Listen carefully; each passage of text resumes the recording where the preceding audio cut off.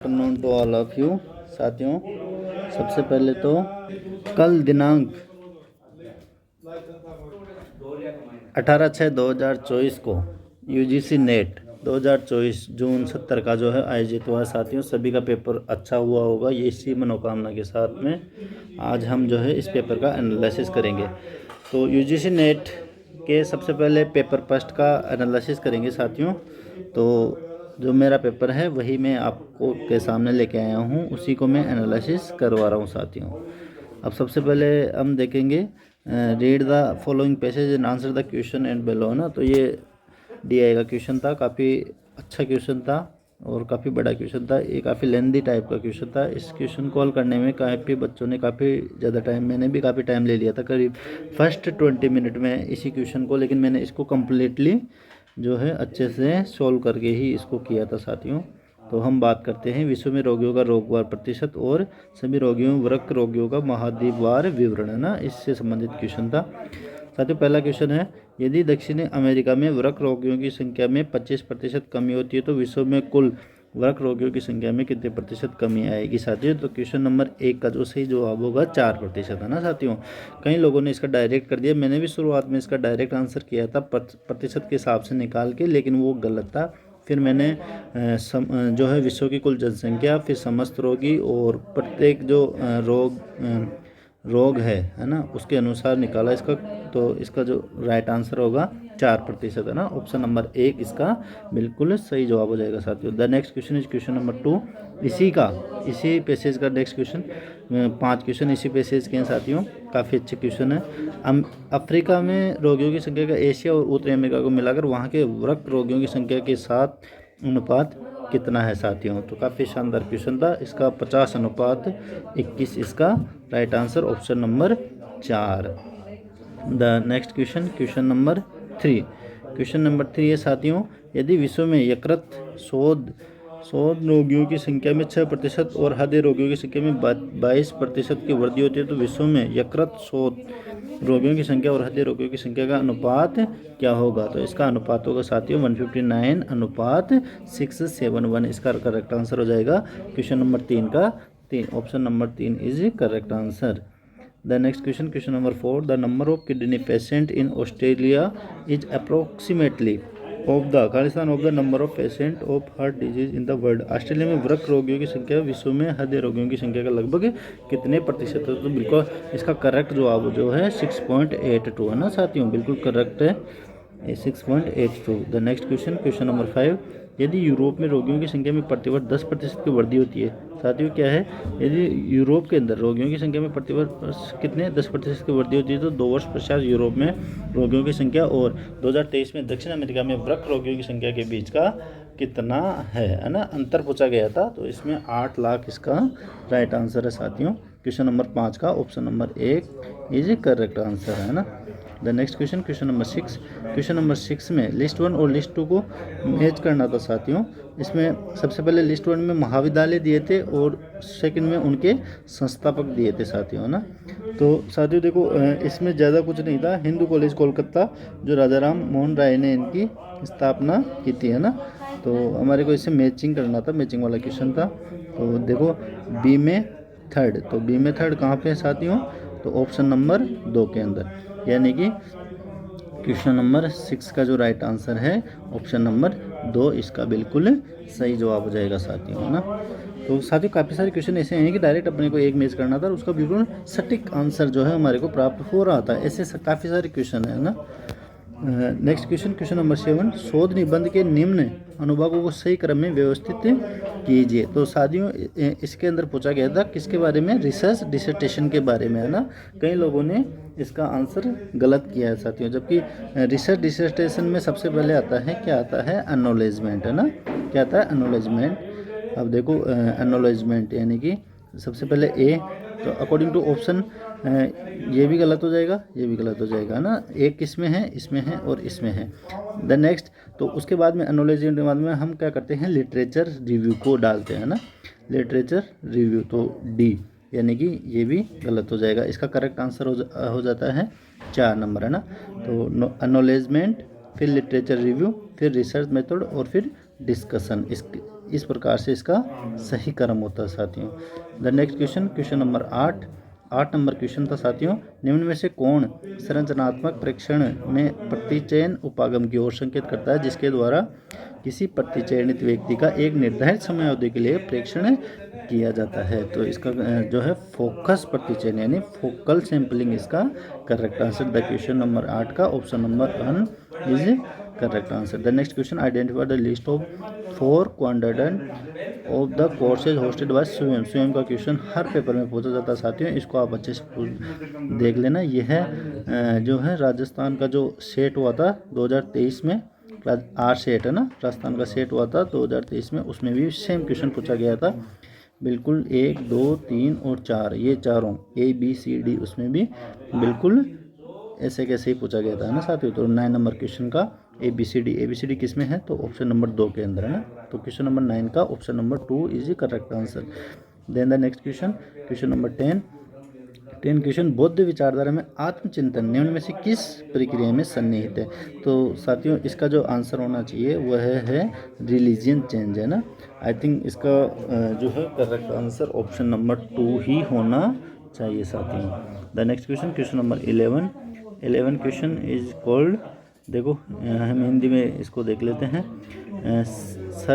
जो है परिपक्व खतरा में क्या आ जाएगा साथियों, तो इसमें आ जाएगा ऑप्शन नंबर 3 यानी यह ऊब, थकान आदि जैसे मनोवैज्ञानिक परिवर्तनों को प्रतिभागी में ये अल्पकालिक और दीर्घकालीन बदलावों के कारण होते हैं ना। तो ऊब और थकान जो है किस में आती है, परिपक्व खतरे के अंदर आती है। अब है शयन खतरा किस में आता है, जब प्रतिभागी अध्ययन के बीच में ही अध्ययन को छोड़ देता है ना, जिसके चलते प्रतिदर्श की प्रकृति में बदलाव हो जाता है, तो वो है क्षीण खतरा या शयन खतरा, है ना। और इतिहास खतरा क्या होता है साथियों, जब शोध परियोजना से बाहर की कोई घटना, प्रतिभागी व्यवस्थित रूप से बाहर की घटना की बात करते हैं तो वहाँ पे इतिहास से संबंधित होता है साथियों। जब कभी बाहर की कोई घटना की बात करते हैं तो वो इतिहास से संबंधित होता है।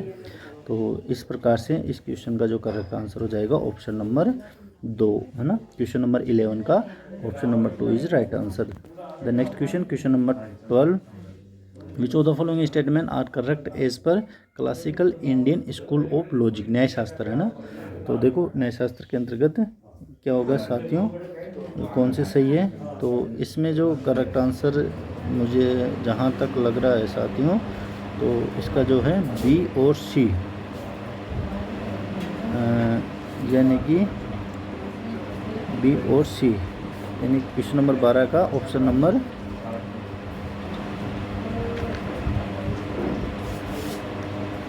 साथियों इसके अंतर्गत वैसे देखा जाए तो मुझे B और D इसका ज़्यादा करेक्ट आंसर लग रहा है, B और D। तो मैं इसका करेक्ट आंसर A, और क्योंकि जो अरस्तु है उसने न्याय वाक्य दिए थे 3+3, यानी कि 3 तो कहते पद थे और 3 कहते प्रतिज्ञप्तियाँ थी, किसमें, अरस्तु ने, है ना, अरस्तु में।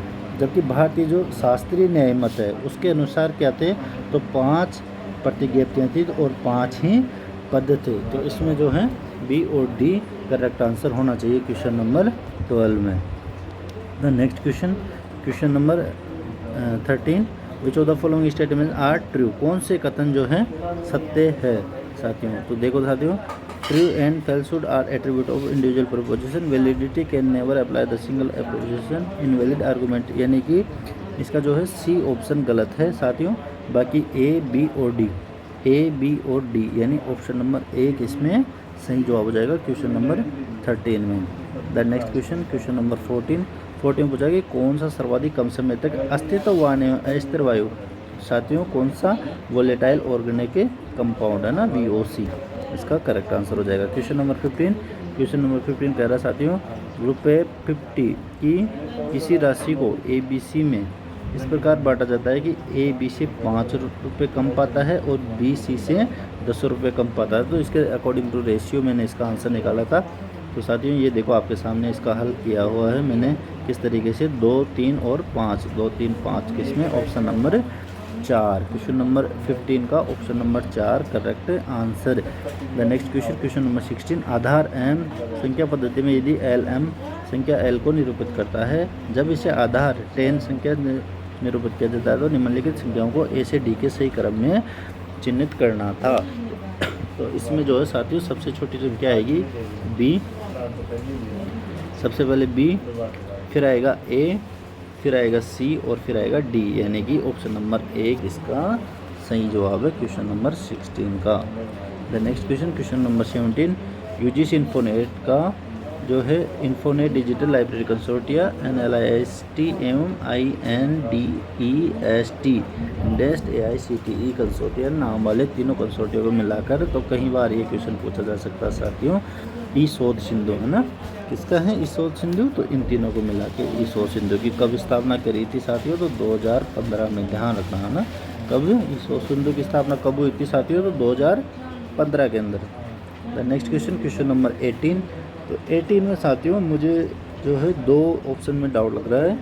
एक तो SST में हेड क्रैश हो सकता है, ये भी इसमें सही लग रहा है साथियों, और कंप्यूटर में संबंधित द्वितीयक मेमोरी यानी ये ऑप्शन 1 और 4 दोनों ऑप्शन इसमें सही लग रहे हैं साथियों। तो देखते हैं यूजीसी NTA नेट क्या आंसर की में जारी सही उत्तर क्या मानता है, क्या आंसर की में जारी करता है ना। तो 18वें क्वेश्चन का 1 और 4 बिल्कुल सही होना चाहिए साथियों। The next question, question number 19, निम्नलिखित कथनों में से कौन सा कथन कोई भी बिल्ली गैर विडाल नहीं है साथियों। तो इसमें देखो मैंने 2 गोले बनाए, ये तो है बिल्ली है ना, हम रीजनिंग के क्वेश्चन सॉल्व करते हैं, बिल्ली, और ये क्या है विडाल, यानी कि ये विडाल क्या नहीं है, बिल्ली, बिल्ली क्या नहीं है, विडाल है ना, तो बिल्ली क्या नहीं है, विडाल। तो ये क्या कह रहा है कि कोई भी बिल्ली विडाल नहीं है, यानी कि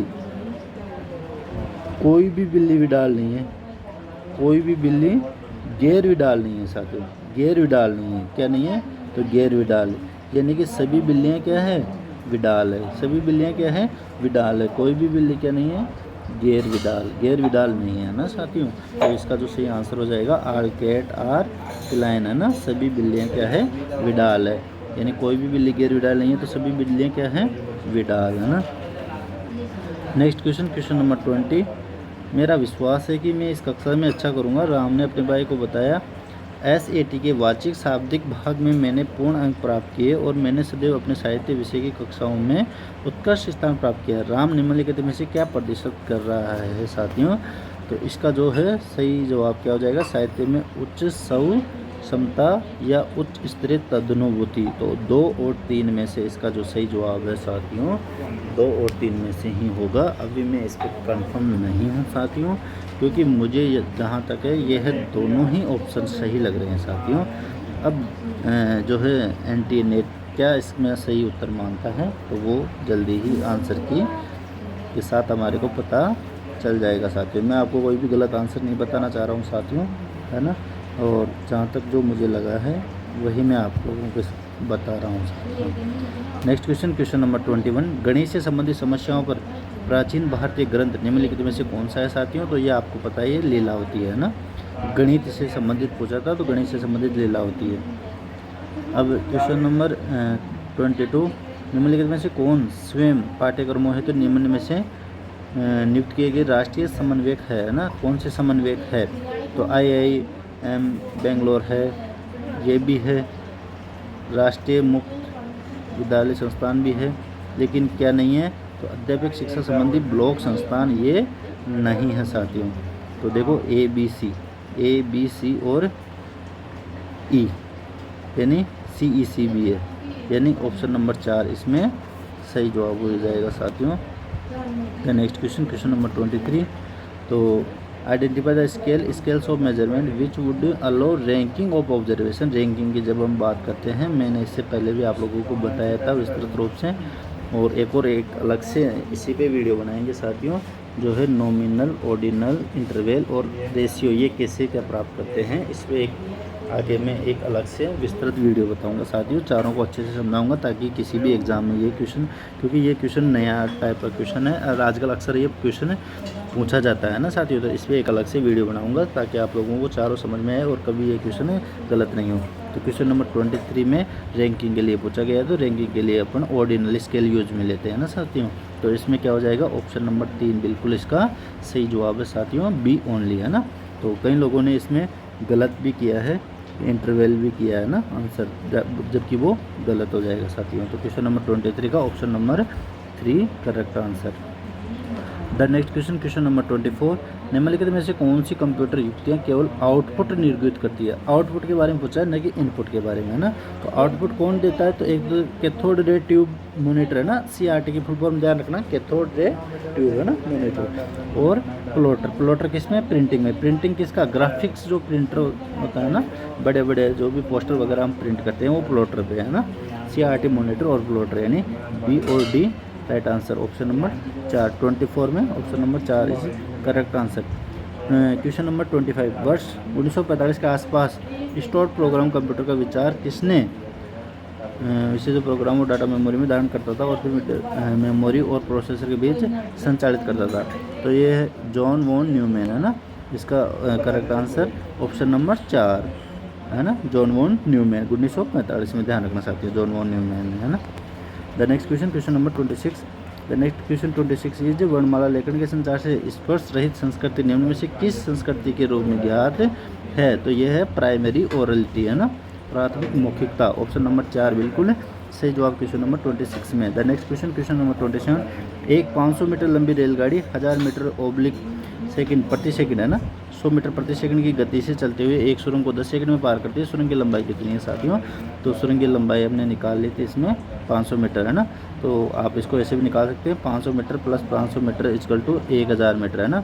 और गति कितनी है, 100 मीटर प्रति सेकंड और 10 सेकंड में। तो ये इसका राइट आंसर क्या हो जाएगा साथियों, राइट आंसर हो जाएगा ऑप्शन नंबर 2, 27 में ऑप्शन नंबर 2। ये देखो मैंने इसका निकाला भी था ना। The next question, question number 28, question number 28 क्या कह रहा है साथियों, देखो निम्न में से जनसंचार की कौन कौन सी विशिष्टताएं हैं जनसंचार की। तो हमारे को ये देखना था कि कौन कौन सी नहीं है। तो जनसंचार के अंदर फीडबैक नहीं आता है, फीडबैक जनसंचार के अंदर नहीं आता है साथियों, है ना। और संदेशों का त्वरित प्रेषण भी जनसंचार में नहीं आता है ना। तो रुको एक मिनट, फीडबैक नहीं होगा ना, सी नहीं होगा इसमें, अपने को ध्यान रखना था, सी नहीं होगा। तो जिस ऑप्शन में सी है उसको काटना था, सी इसमें है, सी इसमें है, सी इसमें है। तो जो ऑप्शन क्या बचा, केवल 4 ऑप्शन बचा है और यही हमारा सही जवाब हो जाएगा साथियों, है ना। इसमें ज़्यादा दिमाग लगाने वाली कोई क्वेश्चन काफ़ी लोगों को क्या लेंथी क्वेश्चन लगे, बाकी ज़्यादातर क्वेश्चन में ज़्यादा दिमाग लगाने की आवश्यकता नहीं थी। आपको एक ईजी सी ट्रिक देखना था कि हाँ कौन सा नहीं है। सी ऑप्शन इसमें हमारे को पता है इमीडिएट फीडबैक इसमें नहीं होगा ना। जनसंचार, आपको पता है जनसंचार के माध्यम कौन कौन से हैं, रेडियो, टीवी, ये क्या है जनसंचार के माध्यम। क्या हम रेडियो पे कोई फीडबैक ले सकते हैं क्या, नहीं ले सकते, है ना। रेडियो पे कोई फीडबैक नहीं ले सकते। क्या टीवी में कोई फीडबैक दे सकता है क्या, नहीं दे सकता, है ना। तो ये क्या है, ये दोनों जो तत्काल प्रतिपुष्टि इसमें गलत हो जाएगा और ऑप्शन नंबर 4 इसमें सही जवाब हो जाएगा साथियों। The next question, question number 29, 20वीं शताब्दी में भारत के आरंभिक वर्षों में स्थापित विश्वविद्यालय का सही अनुक्रम बताइए। साथियों इसका विश्वविद्यालय का सही अनुक्रम पूछा था, तो इसका सही जवाब क्या हो जाएगा। सबसे पहले SNDT वुमेन यूनिवर्सिटी, तो ऑप्शन नंबर 2 इसमें बिल्कुल सही जवाब हो जाएगा क्वेश्चन नंबर 29 में। The next question, question number 30, list 1 और लिस्ट 2 वर्ड्स और कोड विथ सेम। तो इसमें कुछ भी नहीं था साथियों। मैंने सबसे पहले क्या किया, सबसे पहले ऑप्शन में ये देखा कि बी, है ना। अब हमारे को पता रीजनिंग में किस टाइप से क्वेश्चन हल करते हैं, बी का क्या। तो देखो साथियों इसमें हमने दे BOLT, आपको पता है बी कितने नंबर पे आता है। ABCD में हमने देखा रीजनिंग के हिसाब से तो 2 नंबर पे, है ना। 2 ओ कितने बता है 15, 15 और 2 17, 17 और L कितने बता है 12, 17 और 12 कितने हो गए 29, है ना साथियों। और T कितने पे आता है 20 पे, तो 20 प्लस 29 इक्वल टू 49। 49 किस में आ रहा है साथियों, ऑप्शन नंबर 3 में। तो इसको किससे मैच करना था, A को 3 से। अब हम देखते हैं A को 3 से, है ना। नीचे ऑप्शन में देखो A में 3 कहाँ पे है साथियों, A में 3 इसमें है क्या, नहीं है, इसमें है क्या, नहीं है, इसमें है क्या, नहीं है, इसमें है A में 3, तो यही करेक्ट आंसर था। अब इस तरीके से अगर हम डायरेक्ट क्वेश्चन करते हैं तो हमारा समय की बचत होती है। और NT क्या मांगता है, कम समय में ज़्यादा क्वेश्चन, जो सही करेगा वह NTA में अच्छा स्कोर कर पाएगा साथियों। समय का अभाव NTA देता है, इसीलिए वो लेंथी क्वेश्चन में उलझ जाता है ताकि बच्चों का टाइम ख़राब हो, क्वेश्चन छूटे और उसका जो है नेट नहीं हो, ना साथियों। तो NT की सबसे प्रमुख विशेषता है कि जिसने समय बचा लिया वह जीत में रहेगा हमेशा NT के एग्ज़ाम के अंदर, है ना साथियों। तो नेक्स्ट क्वेश्चन, क्वेश्चन नंबर 31, इसमें देखना था, देखो मैचिंग के क्वेश्चन थे। तो आपको पता है SMTP किसके लिए, सिंपल मेल ट्रांसफ़र प्रोटोकॉल किसके लिए, तो ईमेल के लिए, है ना। और FTP फाइल ट्रांसफ़र प्रोटोकॉल, इसमें आपको दिया हुआ है कि फाइलों का अंतरित करता है ना। अब देखो सी में 1 डी में 4, अब सी में 1 देखो सी में 1 डी में 4, सी में 1 है क्या, नहीं है, सी में 1 है क्या, नहीं है, सी में 1 है क्या, नहीं है। तो यही 4 ऑप्शन था, बिल्कुल ईजी क्वेश्चन थे, लेकिन लोग क्या उलझ गए इन क्वेश्चनों में, है ना। आगे देखो क्वेश्चन नंबर 32 में क्या था साथियों, हमें कुछ नहीं था, इनकी जो डिफरेंस था उसको सही बराबर लेवल पे लाना था। जैसे इसके कितना डिफरेंस था, 3 है ना, कितना डिफरेंस है, 14 और 3 17। तो हम क्या कर सकते हैं, इसका डिफरेंस 11 और इसका 2 का डिफरेंस है ना, इसमें कितना डिफरेंस है 2 का, इसमें कितना 3, तो 2 और 3 है ना। तो कितना हम इसमें एक्स्ट्रा करें कि इसको तो कर देते हैं क्या डबल, इसको कर देते हैं ट्रिपल, है ना। तो सब में 6 का डिफरेंस हो जाएगा क्या, फिर देखो साथियों इसमें भी क्या कर देंगे ट्रिपल, इसमें भी क्या कर देंगे डबल, तो सब में 6 का डिफरेंस हो गया, ये देखो मैंने कर दिया। अब जो डिफरेंस किया हमने, अब ये जो संख्याएँ प्राप्त हुई है उसमें देखेंगे सबसे छोटी संख्या कौन सी है, तो सबसे छोटी कौन सी है 21/27 यानी सी। तो सबसे पहले क्या हो जाएगा सी, यानी ये गलत ये गलत। सी के बाद में कौन सी है इससे बड़ी, 21 से बड़ा कौन सा है 28 है ना, 28 वाली है ना। तो ए ऑप्शन किस में आ रहा है ए, तो इसमें भी आ रहा है ए, इसमें भी आ रहा है, ठीक है। नेक्स्ट देखते हैं हम क्या है 32 यानी डी ऑप्शन वाला, डी ऑप्शन वाला यही इसका सही जवाब। 32 में option number 2 is correct answer. Next question number 33, सरल पंजीकरण अनुपात यानी GER की बात की गई है जनसंख्या के किस अनुपात के प्रतिशत के रूप में उच्चतर शिक्षा में पंजीकृत विद्यार्थियों की संख्या का मापन है, तो इसमें 18 से 23 बिल्कुल सही जवाब हो जाएगा, ऑप्शन नंबर 3। नेक्स्ट एग्जाम के लिए ये काफ़ी इंपॉर्टेंट क्वेश्चन है, आने वाले जो भी एग्जाम होंगे उनमें डेफिनेटली पूछा जाता है, नया क्वेश्चन अच्छा क्वेश्चन है ना साथियों, तो ध्यान रखना इसको अच्छे से देख लेना। 18 से 23 जब भी GER की बात करें तो 18 से 23 आपके दिमाग में नोट डाउन कर लेना। The next question number 34 question था बीमारी से संबंधित, है ना, जल जनित बीमारी से संबंधित। तो आपको पता है जल जनित बीमारी प्रदूषित जल के अंतर्ग्रहण के कारण होता है, अंतर ज्वर है ना, अंतर्ग्रहण अंतर ज्वर है ना, ये एक ट्रिक था जो मैंने लगाया था, इसी वजह से ये क्वेश्चन बिल्कुल सही हुआ है। जल धारित बीमारियाँ स्वच्छ जल की कमी के कारण, तो ट्रेकोमा क्या होता है कमी के कारण, है ना। तो नेक्स्ट है प्रदूषित जल के संपर्क में आने के कारण, है ना। तो यही 2 मैंने ट्रिक लगाए थे, ए में 3 बी में 4, यानी ए में 3 और बी में 4। अब देखो ए में 3 कहाँ है, ए में 3 बी में 4, कहीं और भी है क्या, ए में 3 बी में 4 यहाँ भी है ना। अब देखो एक और ट्रिक था इसमें, क्या था, जलधारित बीमारियाँ प्रदूषित जल के संपर्क में आने के कारण, है ना। प्रदूषित जल के संपर्क में आने के कारण क्या होता है शिस्टोसोमियस, है ना, शिस्टोसोमियस किसके आते हैं संपर्क के कारण, है ना। और प्रदूषित जल में बीमारी कारक परजीवी के कारण आपको पता है कौन सा रोग होता है मलेरिया। तो इस तरीके से इसका सही जवाब क्या हो जाएगा साथियों, डी में 1 सी में 2, है ना, ए में 3, यानी बी ऑप्शन इसका सही जवाब हो जाएगा साथियों, बी ऑप्शन इसका correct answer. The next question number 35 है, निम्नलिखित कथन में कौन सा तर्क दोष निहित है, कौन से तर्क में जो है दोष निहित है ना। तरुण हत्या का दोषी नहीं हो सकता क्योंकि ऐसा हो ही नहीं सकता कि तरुण किसी को मार सके। तो साथियों इसका जो सही जवाब होगा वो होगा बेगिंग द क्वेश्चन, है ना, बेगिंग द क्वेश्चन, यानी आश्रय आत्माश्रय दोष, आत्मा से उसको श्रेय दिया जा रहा है इसलिए वह दोष है, बेगिंग द क्वेश्चन, है ना।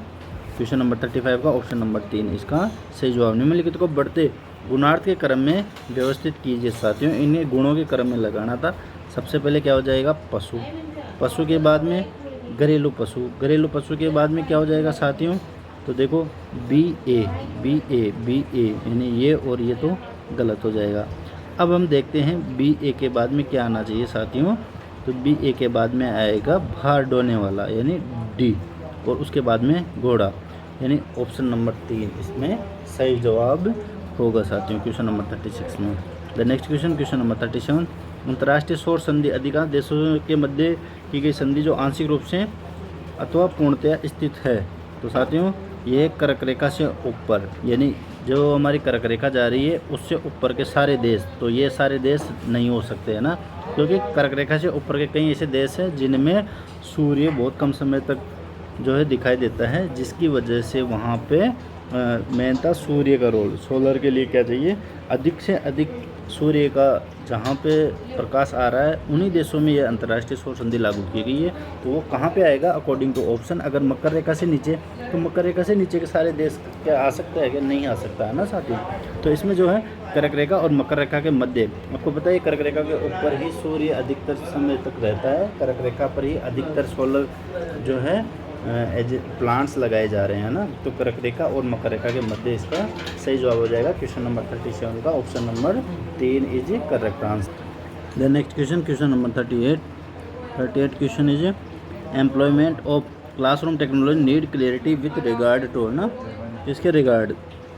तो इसका जो है देखो, अनुदेशन संदेश हाँ, पाठ्यक्रम उद्देश्य हाँ, प्रौद्योगिकी क्षमताएँ हाँ, यानी ए और बी सी है ना, ए बी सी, यानी ऑप्शन नंबर 1 इसमें सही जवाब हो जाएगा साथियों क्वेश्चन नंबर 38 का।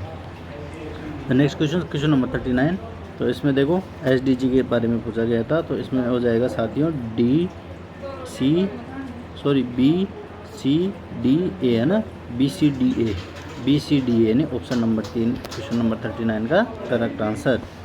The next question, question number 40।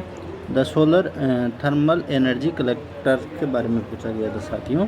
तो इसमें जो है देखो according to option basic unit of STCs a solar cell, यानी यही ऑप्शन गलत हो जाएगा, BCDE, यानी इसका जो सही जवाब हो जाएगा साथियों option number 2। Next question, question number 41 question है साथियों। देखो 41 में क्या पूछा गया था, इसका जो है व्यक्तिगत संबोधन, तो अंतःक्रिया में स्वयं व अन्यों की ओर इंगित करना है ना साथियों। तो इसका जो सही जवाब हो जाएगा साथियों एक सामाजिक नाट्य। तो सामाजिक नाट्य के अंदर शास्त्रीय सांस्कृतिक ये वाला, और आख्यान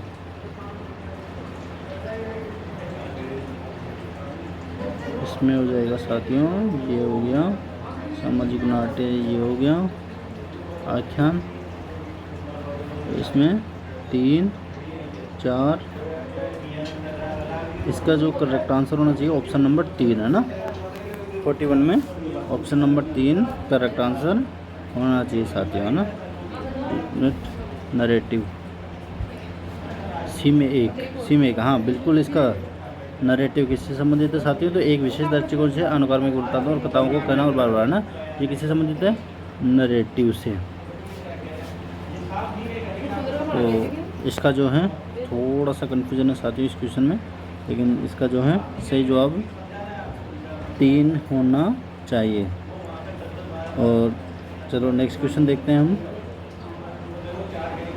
नेक्स्ट क्वेश्चन में ए भी गलत है और डी भी गलत है, यानी बी और सी इसका सही जवाब हो जाएगा साथियों, है ना। क्वेश्चन नंबर कौन सा है ये, क्वेश्चन नंबर 42 का option number 2 is correct answer. The next question, question number 42 है आपकी रुचि वाले चरों से इतर बाह्य चरों का सुव्यवस्थित निरीक्षण निम्न में से किसमें प्राप्त किया जा सकता है। तो साथियों इसमें एक्सपेरिमेंटल रिसर्च बिल्कुल करेक्ट आंसर हो जाएगा क्वेश्चन नंबर 43 में option number 3 is correct answer. The next question, question number 45 question है identify the correct sequence of the cycle of self regulated learning. Self regulated learning का सबसे पहला क्या है, एनालाइजिंग ऑफ टास्क। सबसे पहले हम टास्क डिफाइन करेंगे, है ना। उसके बाद में सेटिंग गोल्स, यानी EC किस में है साथियों, तो EC देखो ऑप्शन नंबर 3 में। 45 का करेक्ट आंसर ऑप्शन नंबर 3। अब आया पैराग्राफ वाला ना, गद्यांश को पढ़ना था, सही जवाब देना था। अब इसके मैं डायरेक्ट आपको आंसर बता रहा हूँ साथियों, जो है मिक्रोन सेटअप हुए, तो क्या है, सेमीकंडक्टर प्लांट, है ना। नेक्स्ट क्वेश्चन 47, सेमीकंडक्टर के घरेलू क्षेत्र में अतिरिक्त प्रतिभावान व कुशल कार्यबल की आवश्यकता निम्न में से किस के द्वारा उत्पन्न की गई है ना। तो इसमें देखो जो है सी ऑप्शन इसमें काट दिया गया है, तो इसका जो सही आंसर बचेगा A, B और D। क्वेश्चन नंबर 47 का D option correct answer. The next question, question number 48। Question number 48 है साथियों, चिम धूम के परिणाम स्वरूप इलेक्ट्रॉनिक विनिर्माण क्षेत्र में कार्यबल की आवश्यकता है तो ये क्या है, इंक्रीज हो जाएगी, है ना। Question number 49, question number 49, semiconductor के वैश्विक प्रतिभापूर्व भारतीयों का हिस्सा निम्न में से कितना है, तो 1/3, ये बिल्कुल सही है। क्वेश्चन नंबर 50 में, भारत में नवीन प्रतिभावान कुशल कार्यबल मुख्यतया निम्न में से कहाँ से आएगा, तो ये कहाँ से आएगा, द नॉन IITian ऑर्बिट, है ना। तो साथियों पैसेज को हल करने के लिए सबसे अच्छा ये था कि हमें डायरेक्ट सबसे पहला क्वेश्चन देखना था, क्योंकि हमारे पास इतना समय नहीं था कि हम एक बार पैसेज को पढ़ सके, उसको याद कर सके, फिर आंसर देते हैं ना। तो मैंने क्या किया, सबसे पहले क्वेश्चन पढ़ा, क्वेश्चन से संबंधित ढूंढा कि इस क्वेश्चन से संबंधित कहाँ पे दिया हुआ, फिर उसके ऑप्शन देखे कि ऑप्शन में ये है, तो मैंने फिर गद्यांश के अंदर देखा कि इनमें से क्या ऑप्शन करेक्ट होगा इनमें से, है ना। तो उसके अकॉर्डिंग मैंने 1 बाय 1 क्वेश्चन देखता गया, फिर क्वेश्चन ढूंढता गया कि इस क्वेश्चन का जवाब यहाँ होना चाहिए, उसके बाद ऑप्शन को चेक किया गया 1 बाय 1 ऑप्शन कौन सा सही होगा, कौन सा गलत होगा, और उस तरीके से मैंने पाँचों के पाँचों क्वेश्चन इसमें सही किए हैं साथियों।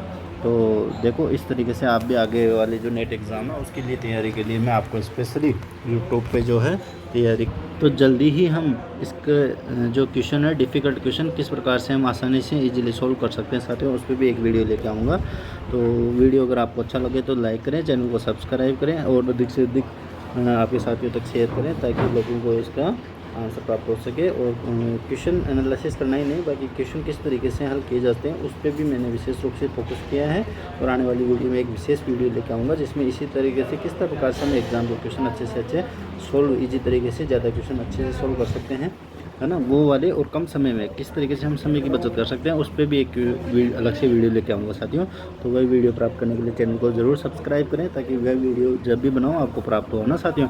Thanks for watching this video साथियों।